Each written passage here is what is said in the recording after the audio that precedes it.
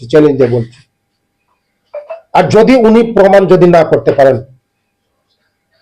আমার বিধায়ক সুদীপ বাবু প্রমাণ যদি না করতে পারেন, আমি আপনাকে 48 ঘন্টা টাইম দিয়েছি, আপনি প্রমাণ করে দেখাতে হবে যে বিকাশ দেববর্মা এই অ্যাডভাইজার জমির বাড়িটা বিকাশ দেববর্মা। যদি প্রমাণ না করতে পারেন, আপনি এই বিধানসভা থেকে আপনি সারা ত্রিপুরার জনগণের কাছে আপনি ক্ষমা চেতে হবে, আপনি মিডিয়ার সামনে এসে যে ক্ষমা চেতে হবে যে বিকাশ দেববর্মার এই বিল্ডিংটা, এই যে ইলালুদের যে জমিন খরিদ হয়েছে এটা আমার না।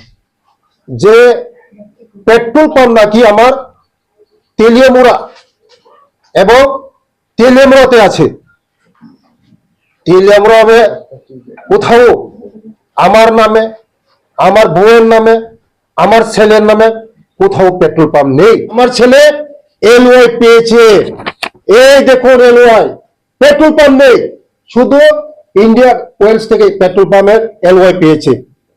এলওয়াই পেয়েছে, দেখুন আপনাদেরকে, দেখুন এটা এলওয়াই পেয়েছে।